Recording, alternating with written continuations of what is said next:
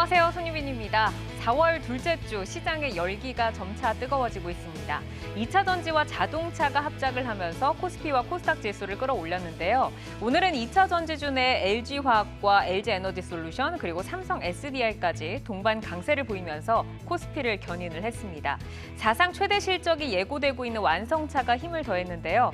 현대차, 기아가 동반 강세로 자동차 부품주까지 훈풍을 불렀습니다. 2분기 치열한 주도주 다툼 속에서 과연 누가 승자로 올라설지 잠시 후에 전문가들과 함께 확인을 해보시죠. 자, 오늘 장 마무리 주식으로 시장 먼저 정리하겠습니다. 홍희진 파트너. 네, 홍희진은 오늘 장 마무리 주식은 기아입니다. 자동차가 9년 만에 무역 수지 1위 품목으로 올라서면서 기대감이 좀 작용되는 모습이고요. 1분기 실적 기대감도 좀 있는 것 같습니다. 그래서 오늘 상당히 좀 좋은 모습이 좀 나타나는데 실적 대비 밸류에이션 매력도 있는 구간이기 때문에 관심 있게 좀 지켜보셔야 될 것 같습니다. 네, 기아 짚어주셨고요. 오늘 7% 정도 강세로 마감을 했습니다. 김준우 지점장의 오늘 장 마무리 주식 들어볼까요? 네, 김준우의 오늘 장 마무리 주식은 보로노입니다. 동사가 이제 수출한 비소세포 폐암 치료제가 미국에서 호평을 받으면서 주가가 상승했는데 이 기술 이전을 받은 미국 회사의 목표가가 줄줄이 상향이 되면서 그 영향을 받고 있는 것 같습니다. 바이오 섹터 부활에 어떤 영향을 줄지 귀추가 주목되는 것 같습니다. 네, 기아가 4.94%로 거래를 마쳤네요. 보로노이를 짚어주셨는데 2분기 들어서면서 바이오주로도 온기가 조금씩 확산이 되는 분위기입니다. 이 보로노이의 좋은 소식이 또 섹터에 훈풍이 되어줄지 지켜보셔야겠고요. 장시영 차장의 오늘 장 마무리 주식은요? 네, 장시영의 오늘 장 마무리 주식은 SNS텍입니다. 반도체 노광 공정의 블링크 마스크를 시작으로 소모품인 어떤 펠리클의 성장성이 모멘텀으로 주가에 좀 반영이 되기 시작하고 있습니다. 그래서 연속성 있는 랠리 이런 부분들을 행보 잘 따라가 보셔야 될 것 같다라고 좀 말씀드리겠습니다. 네, 제약바이오와 또 반도체 쪽으로 또 훈풍이 계속 불어올 수 있을지 SNS텍까지 오늘 장 정리를 해드렸습니다. 다양한 종목들의 이슈와 기술적 분석을 통해서 여러분과 내일을 함께 열어갈 종목들도 지금부터 만나보겠습니다.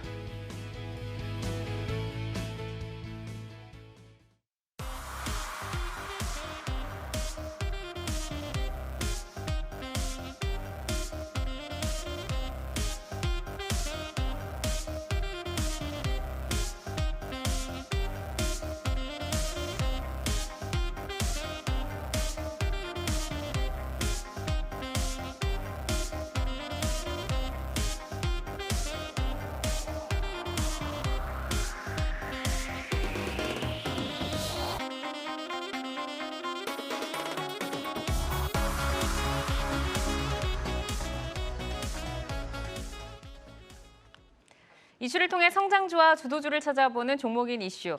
LG엔솔을 시작으로 에코프로 그룹주까지 1분기 실적 시즌에 본격 돌입한 2차 전지주. 실적의 눈높이가 상향이 되면서 주목을 받고 있는 현대차와 기아까지 진단을 들어보도록 하겠습니다. 자, 2차 전지주의 1분기 실적 호재일까 악재일까? 지난주에 LG에너지솔루션을 시작으로 2차 전지 업체들 실적 시즌에 막을 올렸습니다.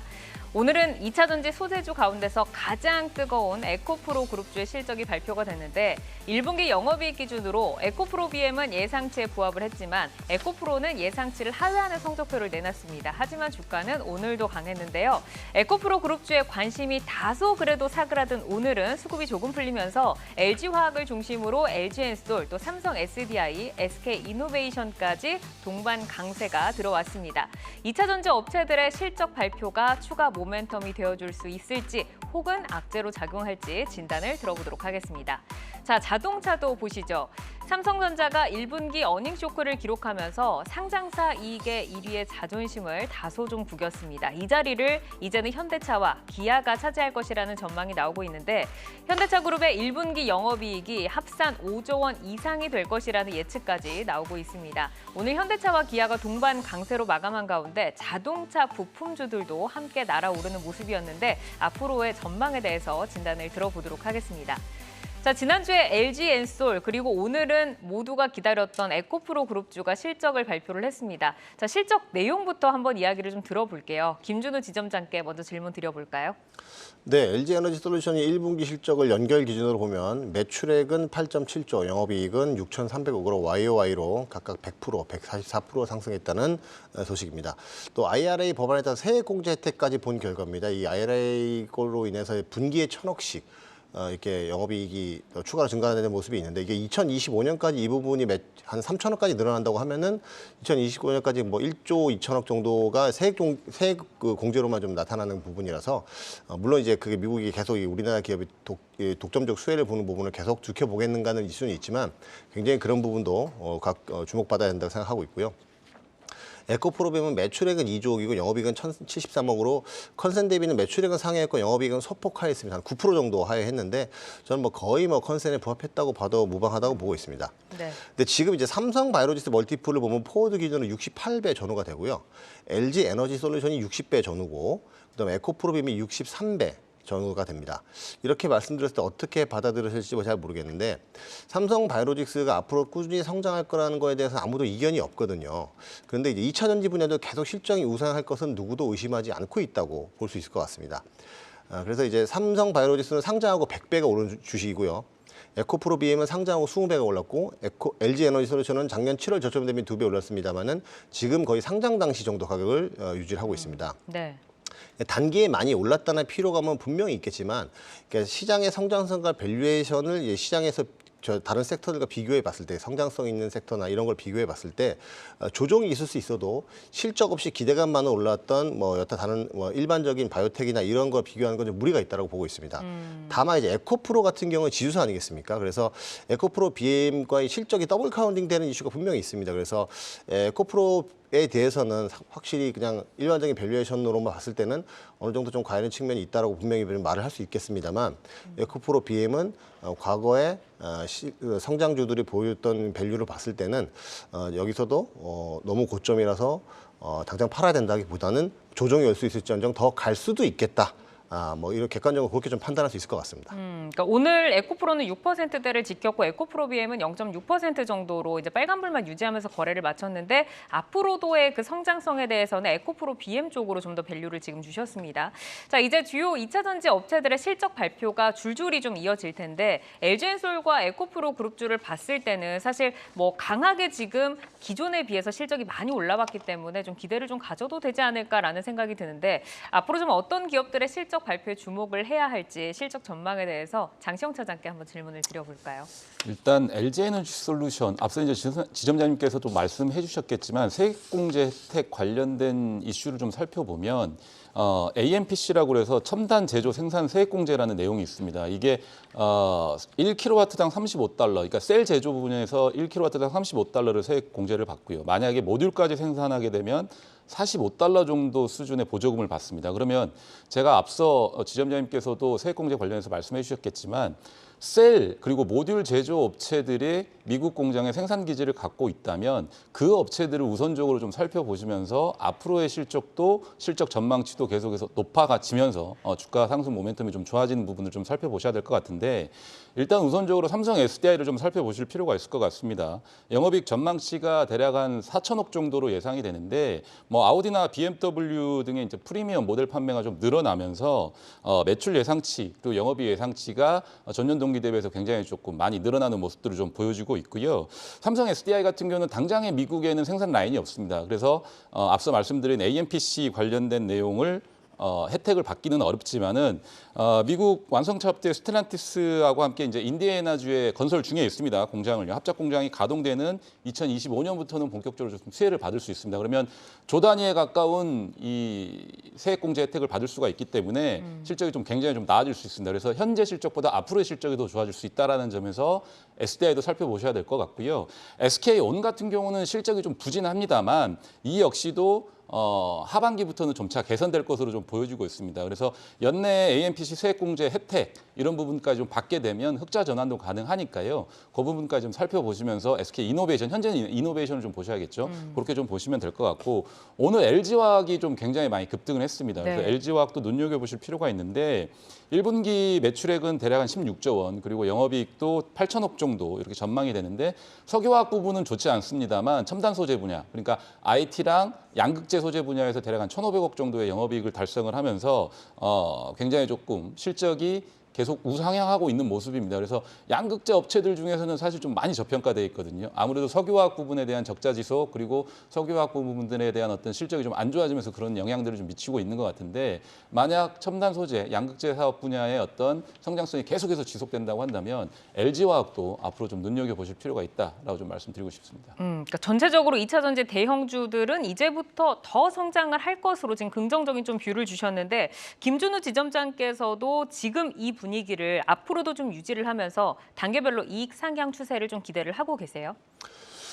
네, 당연히 실적은 계속해서 좋아질 수밖에 없다. 전기차 시장 침투율 자체가 지금 5%밖에 안 된다고 하니까 뭐 당연히 실적은 계속 좋아지는 게 맞다고 생각이 듭니다. 네. 근데 좀 거시적인 측면에서 좀 말씀을 좀 드리고 싶은데 왜냐하면 세분화돼서는 뭐 여러 뭐 분야에서 다 정보만 검색하면 다 뭐 찾을 수 있기 때문에 저는 조금 거시적 측면에서 말씀드리고 싶은데 일단 2차 전지주들이 전기차 시장 자체를 기반으로 하고 있지 않겠습니까? 그래서 그렇죠. 테슬라도 어제 뭐 할인 판매 얘기가 좀 나왔고 그 필두로 미국에서는 2030년까지 전기차를 이제 신차 60%까지 늘리겠다는 얘기도 했고 그래서 시장의 파이는 계속 커지니까 이익은 계속해서 상향한다는 것은 뭐 합리적으로 우리가 추론할 수밖에 없다고 생각합니다. 다만 이제 밸류체인에 따라서 업체별로는 실적은 굉장히 상이할 수 있다. 예를 들어서 지금 뭐 양극재 업체들이 가장 돈을 많이 번다는 얘기를 하고 있지 않습니까? 뭐 근데 그런 것도 여러 가지 봤을 때 어떤 분야에 진출해 있느냐에 따라서 다를 수 있고요. 그리고 또 이제 중국이 철저하게 계속 배제가 된다면 사실 중국 시장을 합치면은 CATL이랑 이쪽이 이제 50%가 넘는데 이제 중국의 이제 수출 비중이 0.1%도 안 되고 거의 다 내수거든요. 그래서 중국이 철저하게 배제되는 변수를 계산하기 좀 더 수월하겠지만 만약에 뭐 미중 분쟁이 해소가 돼서 중국 변수가 끼어든다든가 그럼 셈법이 또 굉장히 복잡해질 수도 있습니다. 네. CATL이 미국에 살짝 좀 유럽 쪽에 진출하는 부분도 좀 있고요. 그리고 이 문제는 이런 부분들이 다 정치적인 영역이기 때문에 계속해서 이제 이익 추정하는 리서치 자료라든가 뉴스플로우를 계속해서 좀 검색해 보면서 가실 필요가 있다고 생각이 듭니다. 우리가 이제 학교 다닐 때는 이제 글로벌 분업화, 철저한 경제 논리가 당연한 것처럼 배웠는데 지금은 이제 정치 논리가 시장 판도로 굉장히 비합리적으로 이끌고 있다는 부분도 보이거든요. 그래서 미국이 인건비가 굉장히 높은데도 불구하고 미국 내 공장을 짓는다. 과연 이익이 나올까? 이런 의문들이 당연히 들 수도 있는 거고요. 그래서 제가 볼 때는 그런 것들 좀 감안하면서 일단 시장의 파이가 커지는 건 확실하나 정치적 변수가 지금 개입한 부분이 또 LG 에너지 솔루션이 그 뭐 세액 공제를 받는 부분도 다시 또 작용하고 있는 거 아니겠습니까? 그래서 네. 이런 데에서 변수가 나오지 않는지도 지금은 이제 너무 좋은 얘기만 많기 때문에 제가 지금 말씀드린 게 너무 먼 얘기일 수 있고 너무 거시적인 얘기일 수 있을지 몰라도 조금 돌다리 두드리는 측면에서는 그런 부분도 조심하면서 가보자. 그 정도 말씀드리겠습니다. 그러니까 결국에는 지금 이제 미중 무역 분쟁으로 인해서 우리가 수혜를 보는 것도 맞고 2차 전지와 전기차가 이제 열리는 시장인 것은 확실하기는 하지만 정책이 어떻게 달라지는지 이 정책들을 좀 체크를 하고 가자라는 말씀이신데 이 다음 질문도 이제 조금 유사한 쪽으로 드려보도록 하겠습니다. 사실 뭐 그동안에도 실적과 주가의 방향이 무조건 커플링 되는 것은 아니잖아요. 항상 동일선상에 있는 건 아닌데 2차 전지 같은 경우에는 실적으로 가는 주가, 일가에 대한 그 대답을 많은 전문가들께서 실적보다는 성장성과 기대감이 좀 반영이 된다라고 좀 말씀을 하셨어요. 그런데 실적도 지금 뭐 예상치에 부합을 하면서 좀 잘 나왔습니다. 2차 전지 이제 업체들의 앞으로 주가 방향성을 이제 투자를 하는 데 있어서 방향을 잘 잡으셔야 될 텐데 이 부분에서 우리가 좀 어떤 쪽을 봐야 할지 궁금해요. 지금 김준우 지점장께서는 정책적인 부분을 좀 짚어주셨는데 장시영 차장께서는 어느 쪽을 좀 눈여겨보면서 투자 방향을 잡아야 된다라고 보실까요? 일단 그 에코프로의 오늘 실적만 놓고 본다고 하면 뭐 향후 몇 년간의 실적을 미리 좀 땡겨가지고 주가가 좀 과하게 오른 측면이 있다라는 평들도 많습니다. 하지만 그런 어떤 할인율들을 고려를 했을 때 지금 주가도 적정하다라는 얘기들도 좀 많이 있는 것 같습니다. 그래서 여러 가지 평가들이 있는데 뭐 개인적으로 사실은 증권회사, 증권업을 영위하고 있는 대부분의 직원들 자체 같은 경우는 전기차에 대한 어떤 특히나 에코프로 그룹주들에 대한 어떤 고평가 논란은 계속해서 있어 왔던 내용들이거든요. 최근 네. 들어서. 근데 이게 앞으로 그런 부분들을 다 상쇄시키고 계속해서 올라갈지 어쩔지는 오롯이 실적과 그리고 그 지금 현재 주가에 맞는 밸류에이션이 좀 달려 있다라고 생각을 하고 있습니다. 다만 지금까지의 호실적이 언제까지 이어질지는 모르겠습니다만 앞서도 잠깐 언급했지만 IRA 법안이라든지 또 지점장님께서 언급해 주신 정치적 이슈라든지 이런 부분들이 국내 업체들에게 계속 긍정적인 방향으로 흘러만 간다고 한다면 사실은 주가의 어떤 모멘텀은 계속해서 이어질 수 있다라고 좀 보고 있거든요. 다만 앞서 제가 말씀드린 대로 단기간에 주가가 급등한 건 사실입니다. 개인적으로 저는 증권회사에 입사한 지 대략 뭐 15년 정도 되는데 이렇게 단기간에 빠르게 급등한 종목은 본 적이 없거든요. 그것도 시가총액이 뭐 20조, 30조가 다 돼가는 그쵸. 회사가 단기간에 이렇게 급등한 적은 본 적이 없기 때문에 이렇게 단기간에 급등한 거에 대한 차익 매물 실현은 한 번은 있을 수 있다. 근데 그 타이밍이 언제인지는 아직 모르겠습니다만 그 부분은 항상 고민을 하시면서 2차 전지 관련주들을 좀 투자를 해보시면 어떨까 이렇게 저는 좀 짚어드리고 싶습니다. 지금 뭐 에코프로 그룹주가 완연하게 이제 독주를 하는 듯하지만 사실 다른 2차 전지주들도 보면 꾸준하게 우상향 기조를 유지를 하고 있긴 하거든요. 최근에 뭐 LG엔솔이나 삼성 SDI 그리고 SK이노베이션 이렇게 배터리 3사의 주가도 다시 한번 좀 힘을 내주고 있고 뭐 LG화학 같은 경우도 오늘 굉장히 이제 강하게 좀 시세를 분출을 했고 지금 아직까지도 2차 전지를 담지 못한 투자자들 뭐 굉장히 많죠. 소재주 대신에 조금 담아봐도 좋은 시점일지 궁금한데 김준우 지점장께서는 지금 포트에 담는 거 어떻게 좀 생각하세요? 일단은 관심이 없다, 안 담겠다 하시는 분들은 뭐 결심이 쓰셨을 거고 그래도 담아야겠다 생각하시는 분들은 아까 장시영 시장께서 말씀해 주신 거에 저도 좀 동일한 생각하고 있는데 개인적으로 SK이노베이션을 좀 눈여겨볼 필요가 있다고 생각을 하고 있습니다. SK온이 아직 수율 문제라든가 이런 문제 때문에 적자가 좀 이어지고 있는데 이게 SK그룹이 또 막대하게 투자를 하고 또 이전에 또 LG나 SDI도 다 겪어왔던 그런 길이기 때문에 그런 걸 생각한다면 SK온 상장에 앞서서 SK이노베이션도 한번 고려해 볼 만하지 않나, 우리가 공부를 해볼 만하지 않나 생각이 들고 있고요. 포스코홀딩스 같은 경우도 이제 철강 기업에서 리튬 기업으로 탈바꿈한다 뭐 이런 얘기도 많이 있지 않겠습니까? 그래서 아직 여타 2차 전지 관련 기업들 중에서는 그 대비해서는 최근에 많이 올랐습니다만은 밸류에이션만 보면은 아직 그렇게 많이 오르진 않았다라고 볼 수 있을 것 같습니다. 그래서 포스코홀딩스도 2차 전지 관심 있는 분들 한번 공부를 해보고 관심 가져볼 만하지 않나 생각하고요. 그 에코프로빔 아까 장 사장님 말씀처럼 저도 그 지금 실적으로 봤을 때는 아까 제가 삼바랑 비교해 드렸는데 그런 걸로 봤을 때는 그동안 과거에 봤던 것들 대비해서는 단기적으로 많이 오는 건 분명히 팩트인데 밸류에이션만 봤을 때는 그런 섹터들이나 그런 종목들에 비해서는 밸류가 그렇게 높나라고 생각이 들 수도 있을 것 같습니다. 제가 뭐 절대적으로 그렇다는 말씀드리는 거 아니고요. 그래서 그렇지만 이제 역시나 에코프로는 지주사인데 더블 카운팅이 좀 있다. 오늘은 올랐지만 계속 그런 의구심을 가지고 있다. 그 정도만 말씀드리겠습니다. 알겠습니다. 우선은 이제 아직까지 조금 저평가의 매력 있는 SK이노베이션 그리고 포스코홀딩스도 보자라고 하셨고 장시영 차장께서는 어떤 종목을 좀 탑픽으로 보시겠어요? 저는 나노팀이라는 종목을 좀 보고 있는데 뭐 최근에 신규 상장된 종목이긴 합니다만 기존의 방열 제품 그리고 2025년부터는 EV 현대차 EV 플랫폼의 방염 소재까지 좀 납품을 할 예정입니다. 그래서 솔벤더로 좀 선정이 돼 있는데 대개 이제 이런 방염 소재 제품들 같은 경우는 10년 이상의 장기 공급 계약을 체결하게 되거든요. 그러면 10년 이상 실적에 대한 모멘텀이 좀 붙을 수가 있을 것 같고요. 해당 제품의 마진이 20에서 30% 수준이기 때문에 OPM까지도 좀 올라갈 수 있는 두 마리 토끼를 잡을 수 있는 이 여건이 좀 마련될 것 같다라고 하는 거가 첫 번째고요.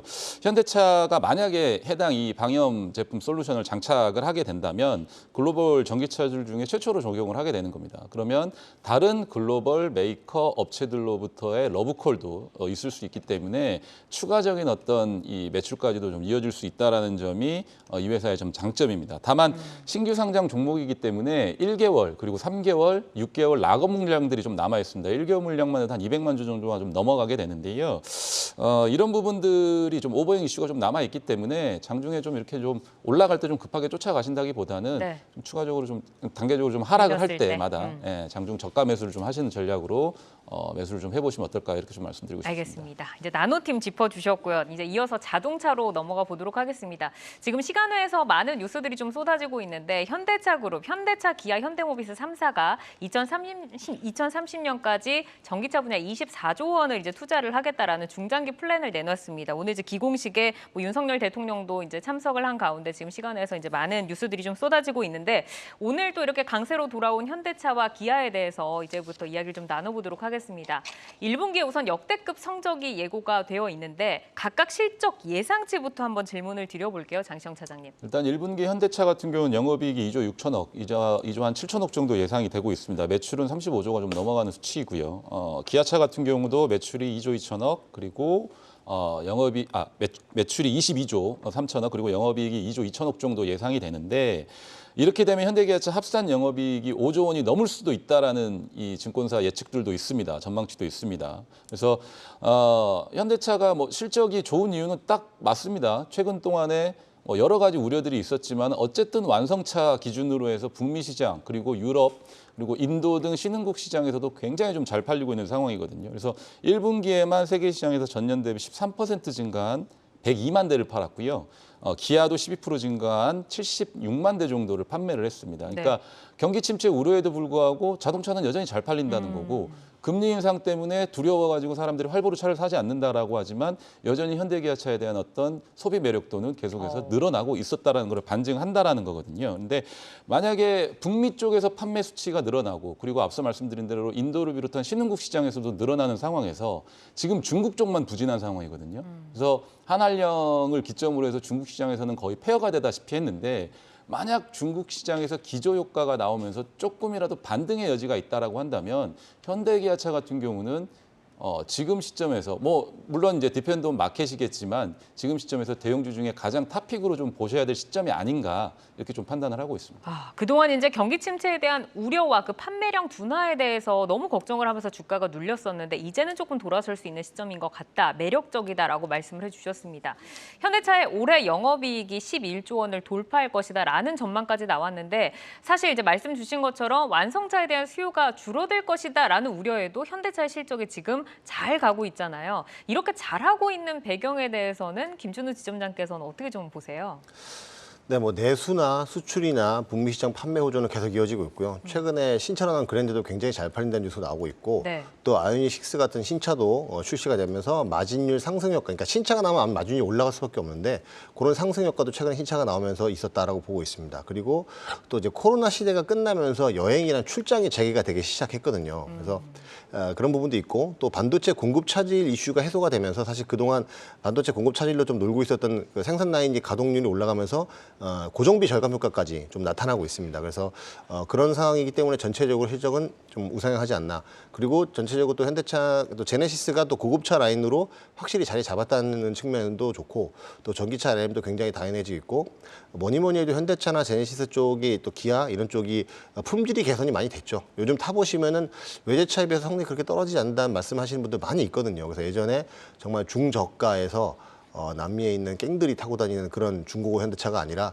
이제는 정말 좀 고급차 라인도 많이 성공을 했고 이제 좀 최근에 보면 뭐 타이거 우즈도 우리나라 GB80을 탔다고 하고 네. 오타니 쇼에도 현대차 타는 뉴스가 나오지 않겠습니까? 그래서 그런 걸로 봤을 때는 전체적인 품질도 개선됐고 퀄리티가 높아졌다. 그래서 좀 약간 어느 정도 국뽕일지 모르겠지만 자부심을 좀 가져도 될 만큼 많이 퀄리티도 올라오지 않았나 그런 부분들이 다 영향을 주고 있다고 생각합니다. 네, 뭐 유럽에서 이제 디자인적인 호평을 많이 받았는데 참 요즘에 차 정말 현대차, 기아차 예쁘게 잘 나오는 것 같습니다. 그런데 우리가 약간의 리스크적인 부분을 좀 찾아보면은 사실 이 전기차 확대 정책에도 불구하고 현대차와 기아가 그 혜택을 받지 못하게 됐잖아요. 저희가 그 IRA의 보조금 공백 구간이나 이런 악재 같은 경우를 주가에 어느 정도 할인 요소로 봐야 될지 궁금한데 사실 그 조지아 공장의 그 완공을 아무리 빨리 당긴다고 하더라도 그 사이에 좀 공백이 있잖아요. 이거는 주가에 어떻게 좀 반영을 해야 될까요, 차장님? 지금 그 공백을 현대차가 완성차를 엄청나게 잘 팔고 있지 않습니까? 네. 그러니까 우리가 우려했던 대로 이 판매나 소비가 줄어드는 게 아니라 오히려 뭐 인센티브도 좀 줄어들고 환율 효과까지 겹치면서 실적까지 좋아지고 뭐 차 성능이나 이런 부분들도 계속적으로 지속적으로 개선되고 디자인적인 측면에서 호평을 받으면서 북미 시장에서 거의 뭐 3월 판매는 제네시스를 제외하고 뭐 물론 도요타도 렉서스를 제외하긴 했지만 현대기아차가 도요타 판매 수치를 넘었단 말이죠. 그러니까 그런 어떤 우려, 뭐 IRA 공백이라든지 또 경기 침체 우려라든지 이런 악재 속에서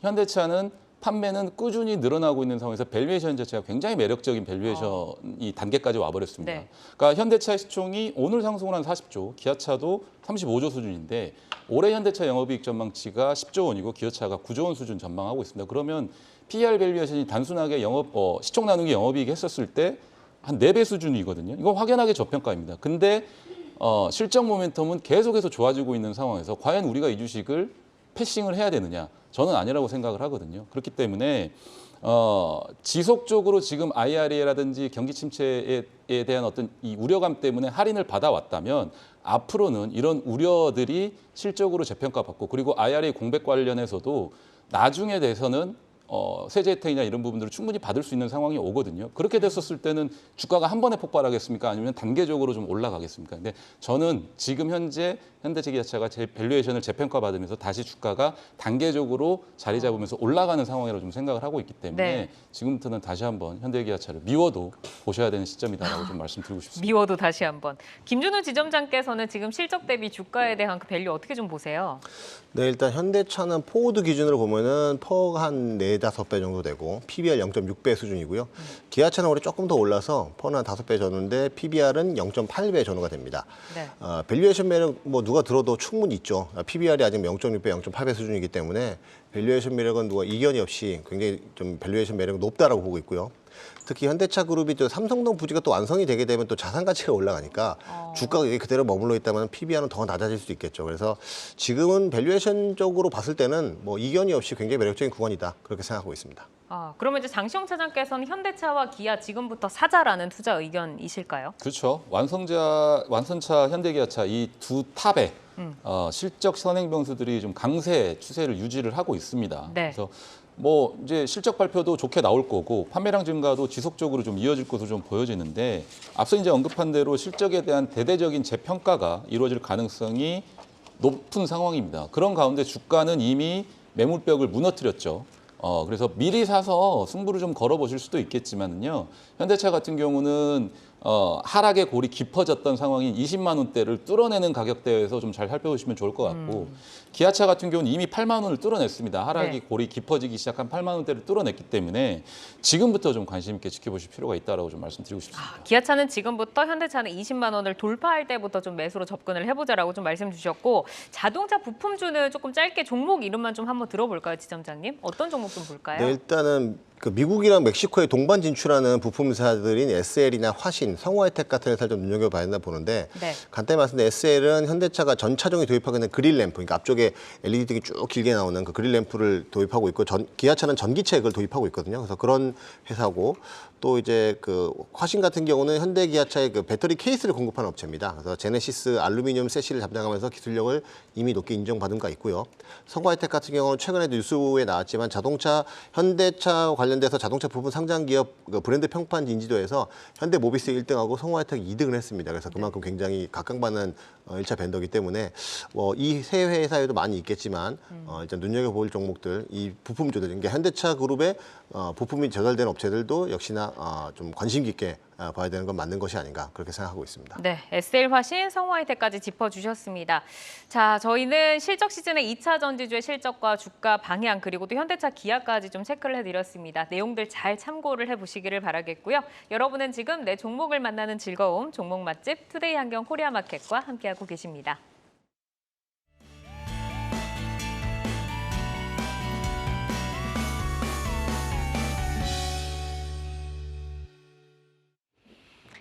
장 마감 후 4시부터 6시까지 진행되는 시간의 투자 리그, 시간의 거래 동향 만나보는 이 시각 시간의 단일가 박수진입니다. 정규장 마감 후 오후 4시부터 6시까지 10분 단위로 시간의 단일가 거래가 이뤄지는데요. 이 시각 시간의 단일가를 통해 시간의 주요 종목 등락률 실시간으로 생생하게 전달해 드리겠습니다. 그럼 이 시각 시간의 단일가 코스피 상승률 상위부터 보겠습니다. 모두 투어리츠가 가장 먼저 9.8% 상한가로 지금 거래가 되면서 코스피에서 가장 크게 상승을 하고 있습니다. 그 뒤를 이어서 대원화성이 올라와 있는데요. 중국이 히토르 자석 수출 통제를 검토한다는 소식에 캐나다 광개발권의 지분을 확보하고 있는 점이 부각이 됐습니다. 어제 급등 후 오늘 급락이 나왔지만 밑골이 달면서 4% 하락 마감을 했는데요. 분위기 반전 시도하면서 현재 코스피에서는 9% 강하게 출발을 하고 있습니다. 이어서 코스닥 상승률 상위 보겠습니다. KB 오토시스가 9.9% 상한가로 지금 거래가 되고 있습니다. 자동차 브레이크 패드 그리고 라이닝을 생산하는 업체인데요. 주요 매출처로는 현대모비스, HL 만도 등이 있습니다. 오늘 10% 급등하면서 고점에서 마감한 종목인데 그 추세 이어가면서 9.9% 강하게 출발을 하고 있고요. 나노브릭 역시 강하게 지금 출발하고 있습니다. 오늘 VI까지 걸렸던 종목인데 7% 강세 마감을 했는데 그 긍정적인 분위기 그대로 이어가지고 가고 있습니다. 그리고 HRS도 보겠습니다. 국내 실리콘 고무 시장 1위 업체인데요. 지난 금요일 급등 후 조정 흐름을 보였는데 오늘 약보합으로 마감을 했는데 현재 5% 상승을 하고 있습니다. 계속해서 시간의 단일가 코스피 하락률 상위 보겠습니다. KC가 9.8% 하락하면서 지금 하한가로 거래가 되고 있습니다. 전력 반도체 전문 제조업체죠. 오늘 장 마감 후 1,200억 원의 유상증자를 공시를 하면서 현재 하한가로 직행을 하고 있습니다. 그 뒤를 이어서 한국전자홀딩스가 3.4% 밀리면서 1,200원 선 지나가고 있습니다. 마지막으로 코스닥 하락률 상위 보겠습니다. 레이크 머티리얼즈 오늘 시설 투자 소식에 25% 급등하면서 마감을 했죠. 하지만 시간의 거래에서는 3.6% 하락하면서 코스닥에서 가장 크게 밀리고 있고요. 넥스턴 바이오 역시 EV 첨단 소재에 대한 지분 확대 소식에 19% 급등하면서 마감을 했는데 역시 2.3% 하락하면서 2,545원 선 지나가고 있습니다. 이렇게 이 시각 시간의 단일가 살펴봤는데요. 시간의 단일가 매매는 오후 6시까지 10분 단위로 매매가 체결됩니다. 모멘텀과 거래량 등 꼼꼼히 살펴보시고 시간에서도 성투 전략 세워가시기 바랍니다. 시간의 단일가 거래 동향은 잠시 후 시간의 단일가 특징주를 통해서도 확인하실 수 있습니다.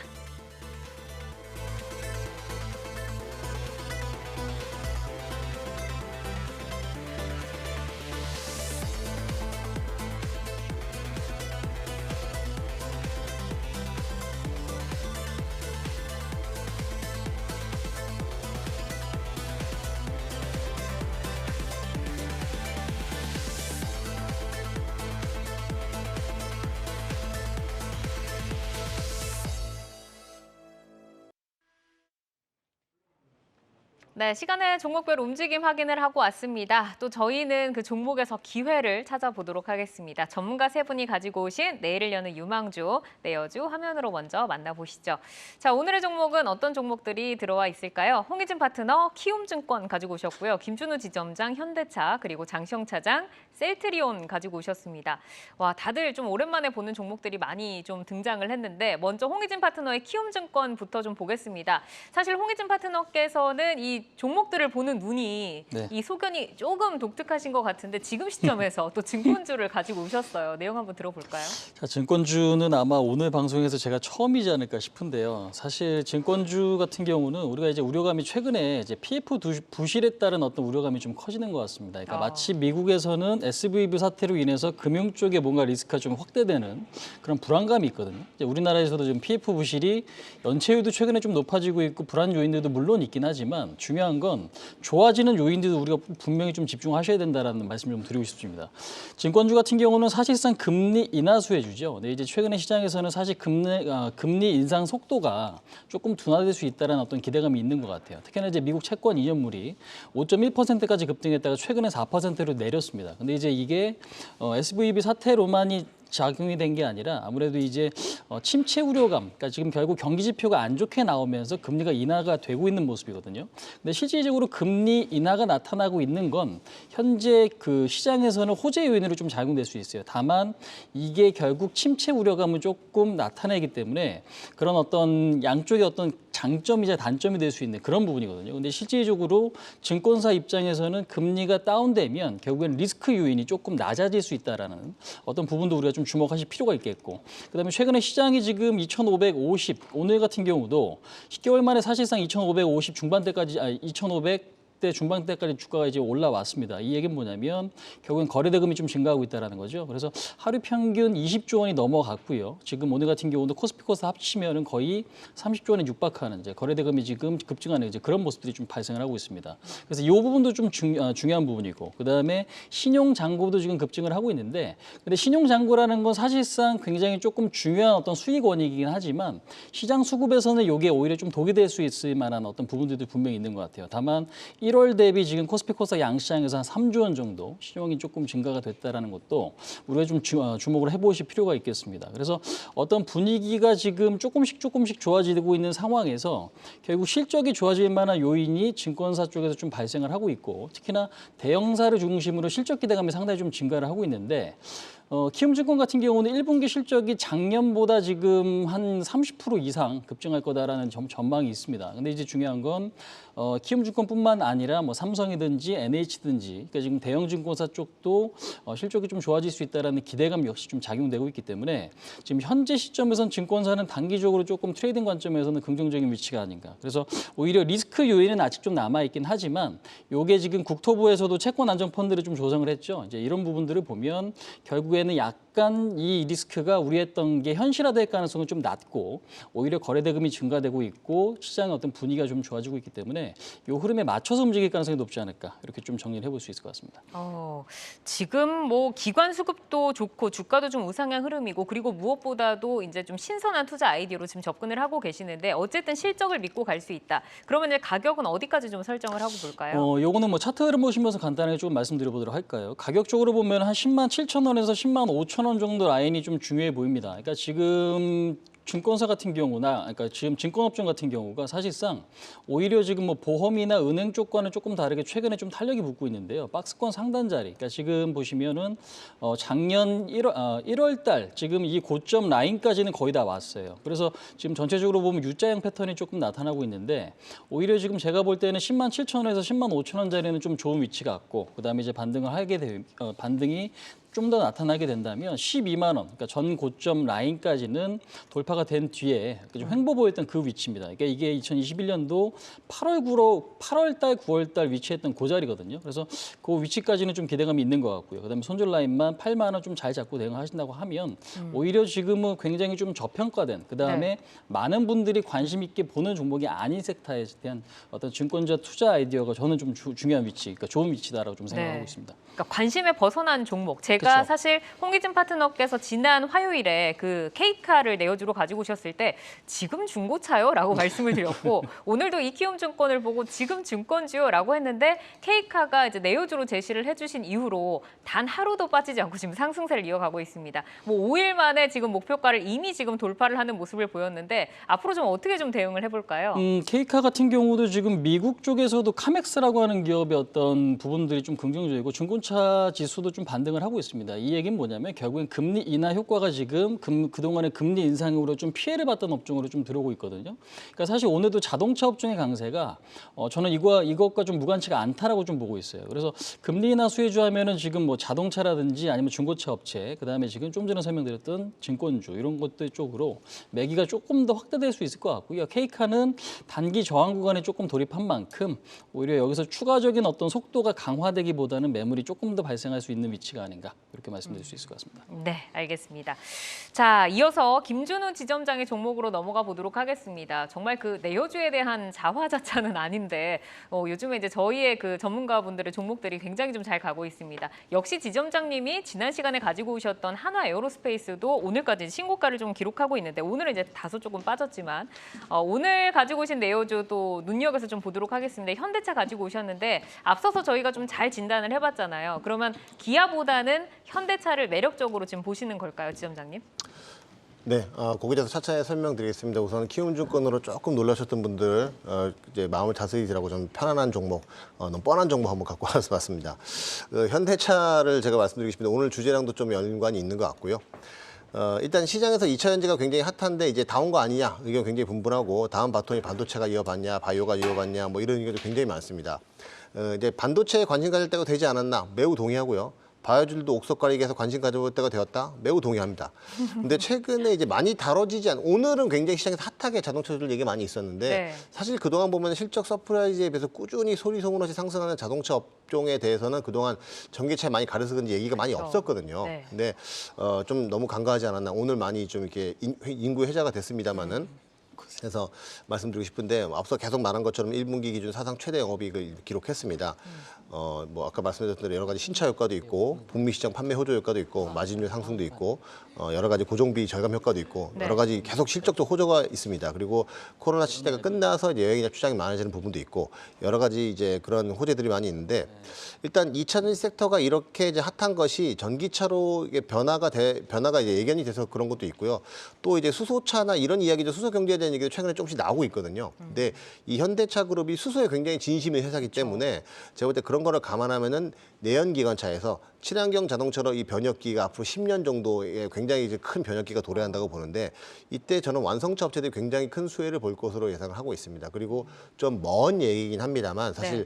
자동차 가격에서 그 2차 전지 배터리가 가격이 차지하는 부분이 굉장히 많다고 하지 않습니까? 근데 그래서 일각에서는 언젠가는 이 2차 그 전기차의 가장 핵심인 이 배터리 그 2차 전지를 완성차 업체들이 내재화할 수도 있지 않겠냐 얘기도 있습니다. 뭐 테슬라도 그런 시도를 하고 있는데 물론 지금은 그 기술적으로 여의치가 않죠. 그렇지만 알겠습니다. 이 뭐 그런 부분은 다음에 내재화에 대한 얘기는 좀 들어보도록 하고 네. 장시영 차장께서는 앞서서 현대차 20만 원 돌파하면 사자라고 하셨는데 그러면 가격은 어떻게 좀 저희가 접근을 해볼까요? 네, 이제 단순합니다. 기아는 올해 38%가 올랐고 현대는 네. 올해 23%가 올랐기 때문에 둘 다 좋지만 조금 덜 오른 종목. 그래도 메인이 현대차이기 때문에 현대차를 말씀드리고 싶고요.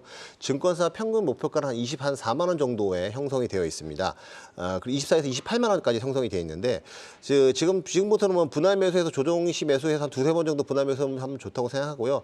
차트를 보시면 여기 20만 원대에 좀 매물이 있는 걸로 보이고 있습니다. 그래서 아까 장시현 씨도 말씀하셨지만 저도 20만 원의 매물이라 보기 때문에 이거를 뚫는 거를 확인하고 뚫고 조정이 나올 때 사도 뭐 된다고 보고 지금 사고 분할 매수를 해도 된다고 보고 있고요. 그리고 여기를 뚫으면은 그 다음에 한 24만 원 정도까지는 충분히 갈 수 있지 않겠나. 그렇게 좀 생각을 하고 있습니다. 알겠습니다. 현대차를 들어봤는데 오늘 자동차 뜨거웠고 시간에까지도 이제 속보들 나오면서 지금 좀 뜨거운 모습 이어가는 것 같습니다. 자, 이어서 장시영 차장의 종목으로 넘어가겠습니다. 뭐 셀트리온, 제약바이오의 뭐 대장이다라고 할 수 있는데 왕의 기한이 과연 될지 성장 포인트부터 한번 들어볼까요? 만약 지금 시장이 수단매 시장이고 수급들이 이쪽 저쪽으로 옮겨가고 다음 타자가 누가 될 것인가에 대한 고민이 있으시다고 한다면 일단 뭐 제약바이오든 IT든 하나는 건드려 봐셔야 될 것 같은데 내가 만약 2차 전지에서 많은 수익을 내고 다른 종목을 사고 싶다 그러면 IT든 제약바이오든 자동차든 그중에 하나에서 종목을 하나 선택을 하셔야 될 텐데 수도 없이 많은 종목들이 있지 않습니까? 그러면 그중에 가장 큰 대장주를 하시면 됩니다. 그러니까 자동차에서는 현대차, 바이오에서는 셀트리온 이렇게 하시면 될 것 같거든요. IT에서는 사실 고민이 좀 많습니다. 하이닉스를 사야 되는지 삼성전자를 사야 되는지 아니면 소재 부품주를 사야 되는지 하는 고민은 많은데 네. 어쨌든 바이오는 셀트리온을 보시면 될 것 같습니다. 실적 자체가 올해 기준으로 봤었을 때 작년 굉장히 암흑기를 거쳐서 올해는 다시 8천억 원대의 영업이익을 회복을 하고 신제품 그러니까 램시마 SC 주사제의 비중이 좀 크게 늘어나면서 OP 마진이 다시 30% 이상으로 올라올 것으로 좀 전망이 되고 있거든요. 그렇게 되면 셀트리온이 그동안 받아왔던 성장성에 대한 모멘텀, 주가 상승의 모멘텀을 다시 이어받을 수 있습니다. 그러면 지금부터서는 충분히 좀 지금부터서는 천천히 좀 살펴보셔야 된다라고 좀 말씀을 드리고 싶고요. 그리고 기존 제품들뿐만 아니라 신제품들이 좀 줄줄이 나옵니다. 뭐 스텔라라, 아일리아, 졸레어, 후속 이 제품들이 임상 상상에서 유효성이라든지 안정성을 입증을 완료를 했기 때문에 올해 허가를 받고 내년, 내후년에 출시를 하게 되면 실적은 내년, 내후년에 더 늘어날 수 있습니다.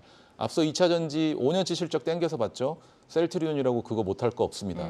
충분히 땡겨 받을 수 있고 지금 주가 자체도 바닥권에 있기 때문에 현재 시점에서 좀 눈여겨보실 필요가 있다고 좀 말씀드리고 싶습니다. 원래 성장을 당겨오는데 1인자가 또 제약바이오니까 얼마까지 좀 볼까요? 일단은 매수가 자체는 지금 차트 보시면은 이미 역헤드앤 숄더 이 형을 만들었습니다. 바닥권에서 역헤드앤 이 숄더를 만들었기 때문에 그리고 200일선의 주가가 좀 걸쳐 있는 상황에서 바로 강하게 좀 뚫지는 못할 것 같습니다. 매물벽이 좀 있을 수 있기 때문에 그러면 이 200일선 언저리에서 왔다 갔다 하는 가격대 17만 원 정도대에서 좀 매수를 해보셨다가 가볍게 그냥 20만 원 정도를 좀 뚫고 가는 모습들을 좀 보여줄 것 같고요. 그러면 목표가는 22만 원 정도 선까지 좀 제시를 해보겠습니다. 다만 손절가는 만약 제약바이오가 아니다라고 했을 때는 다시 한번 추가적으로 하락할 수 있기 때문에 16만 원 정도 선에서 빠르게 조금 엑시트를 해보시면 좋을 것 같아요. 시장의 수급이 제약바이오로 들어오는지를 조금 확인하면서 그렇죠. 대응해보자라고 말씀 주셨고 오늘은 홍기진 파트너의 키움증권 김준우 지점장의 현대차, 장시영 차장의 셀트리온까지 만나봤습니다. 참고 잘 해보시기를 바라고요. 장시영 유한타증권 압구정 지점 차장, 김준우 DB금융투자 잠실 지점 지점장 여기서 인사드리겠습니다. 고맙습니다.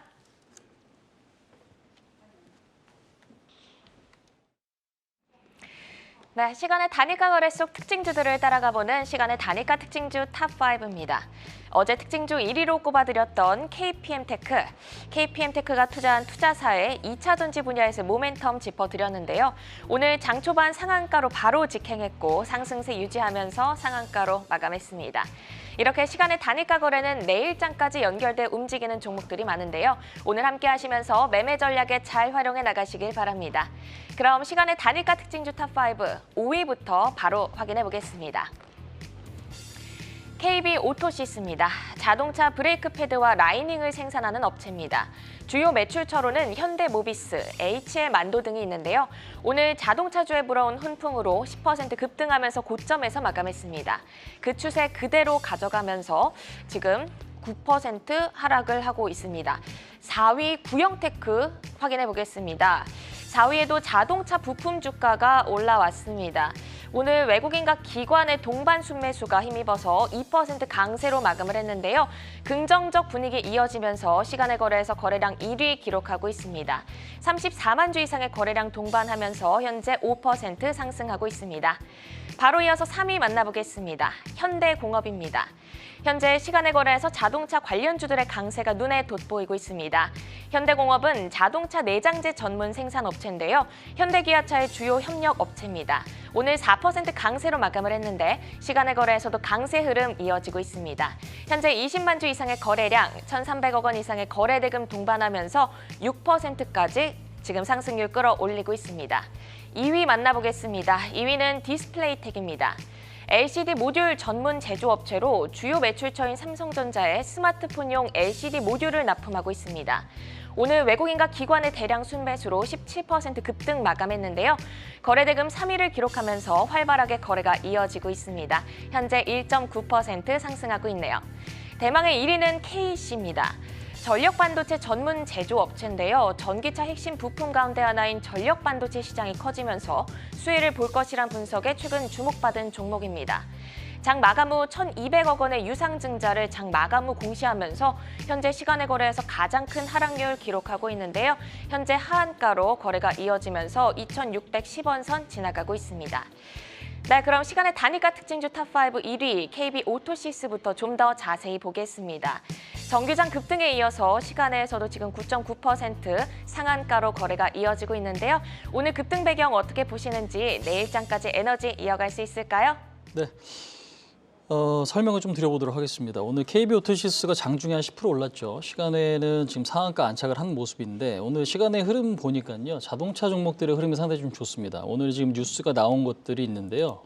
일단 정의성 회장이랑 유석열 대통령이 이제 만났는데 중요한 건 2030년까지 국내 전기차 분야에 24조 원 투자하겠다라는 정의성 회장 발표. 그러니까 요거가 지금 호재로 좀 작용이 되는 모습입니다. 그래서 자동차가 오늘 장중에도 흐름이 굉장히 좀 좋았는데 장 마치고도 지금 일단 뭐 좋은 모습입니다. 근데 이제 중요한 건 자동차는 사실 고평가되어 있는 섹터는 아니죠. 오히려 이제 실적은 좋은데 그동안에 왜 많이 못 가나라는 어떤 궁금증이 있었던, 의구심이 있었던 이제 그런 업종인데 최근에 이제 시장이 조금 올라오면서 그 탄력도가 좀 강화되는 이제 그런 모습인 것 같습니다. 그래서 일단은 대형주 오늘 기아차나 그다음에 지금 현대차 이쪽이 흐름이 상당히 좀 좋았기 때문에 KB 오토시스는 좀 작은 종목이거든요. 그래서 브레이크 패드 업체이기 때문에 어떤 힘을 조금 더 강화될 수 있는 어떤 조건은 마련이 된 것 같아요. 그래서 오히려 기대감도 상당히 좀 있고 다만 6,000원 라인의 어떤 저항은 조금 있을 수 있기 때문에 오늘 끝까지 상한가에 안착을 하게 되면 한번 6,000원 라인의 돌파 시도도 가능해 보이는 이제 그런 흐름이 아닌가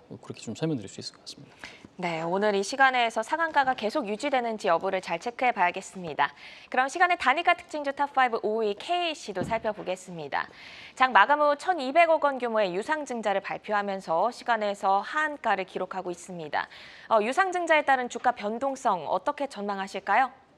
일단 KC 하면 전력 반도체고요. 전력 반도체 하면 사실상 우리가 그 동안에는 이제 가전 쪽의 매출 비중이 굉장히 좀 높았던 기업이거든요. 근데 이제 동사 같은 경우는 이제 전기차 쪽으로의 어떤 확산 가능성이 그 동안에 기대감이었습니다. 최근에 이제 반도체 업종이 올라오고 주가가 좀 올라왔는데 주가가 온 타이밍에 맞춰서 유증 이야기가 좀 나왔어요. 그러니까 지금 유상증자 물량이 한 1,190억 정도, 이야기는 뭐 시설 투자가 지금 한 900억 정도 좀 상영될 거다라는 어떤 그런 발표들이 좀 있는데 중요한 중요한 거는 지금 KC 같은 경우는 앞으로 이제 실리콘 카바이드 쪽에 대한 반도체를 생산할 수 있는가, 여기가 이제 좀 중요한 것 같아요. 그래서 오늘 하한가는 굉장히 조금 가슴 아프고, 그다음에 지금 시총이 4천억 되고 유상증자가 대략 한 1,200억 정도면은 4분의 1 정도 희석이 된단 말이에요. 그럼 이제 20% 이상 좀 빠질 수 있는 그런 모습인데, 중요한 건 하한가기 때문에 내일 아침에 시초가의 흐름은 일단은 좀 빠져서 시작을 하겠지만, 근데 중요한 건 여기서 유증한 명분이 좀 중요해 보입니다. 이게 이야기 그대로 시설 투자를 하는데 아무 근거 없이 과연 시설 투자만 하겠다 해서 유증을 좀 진행한 거냐, 이제 이 부분이 좀 시장의 어떤 반응 우려에 좀 볼 부분이 있는 것 같아요. 그래서 결국에는 지금 현재로서는 조금 리스크 요인이고 좋지 않은 건 맞지만, 시설 투자를 하는 이유 자체가 이거 누구한테 조금 공급하기 위한 어떤 투자 아니야라는 어떤 기대감이 생긴다고 하면 저점 매수가 좀 들어올 수 있기 때문에 그 부분까지는 좀 체크하셔야 될 이슈가 아닌가, 그렇게 말씀드리도록 하겠습니다. 네, 이렇게 오늘 시간의 특징주 KB 오토시스와 KC 살펴봤는데요. 오늘 함께해 주신 홍희진 와운의 파트너는 여기서 인사드립니다. 고맙습니다. 네, 시간의 특징주들은 내일장 흐름과 방향성을 같이 하는 경우가 많습니다. 내일 시장을 열어갈 종목별 베스트 전략 실시간으로 함께 확인해 보시길 바랍니다. 지금까지 시간의 특징주 탑5였습니다.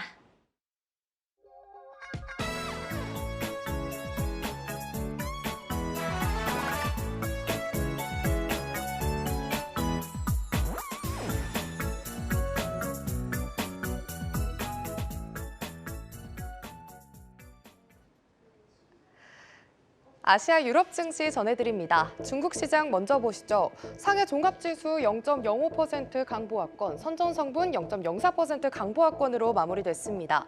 또 부활절 연휴를 마치고 오전에 급등세 보였던 홍콩 항생지수는요, 오늘 0.69% 마감을 앞두고 있는데요. 네, 오늘 발표된 중국의 3월 소비자 물가지수는 주거와 교통통신 물가가 하락하면서 예상치를 하회했습니다. 이에 디플레이션 우려가 조성되며 오늘장 약세로 마감했는데요. 한편 중국 내에서 여행에 대한 소비가 늘어나는 것 같습니다. 여행 관련주들이 강한 모습을 보였는데요. 우리나라 여행업종도 지금부터 흐름 체크해 보시면 좋을 것 같습니다. 이어서 유럽으로 넘어가 보도록 하겠습니다. 부활절 휴장 후 오늘 독일 닥스 지수는 0.61% 상승하면서 출발했고요.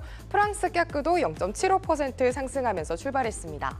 내일은 미국 소비자 물가지수 발표가, 이틀 뒤엔 독일의 소비자 물가지수 발표가 예정돼 있는데요. 특히 이번 미국 CPI 발표에 따라 미국 연준이 통화정책 향방을 결정할 거란 기대감이 더 고조되는 만큼 잘 지켜보셔야겠습니다. 한편 오늘 16일까지 국제통화기금 IMF 충계회의가 진행되는 것도 체크하시길 바랍니다. 지금까지 아시아 증시와 유럽 시황 전해드렸습니다.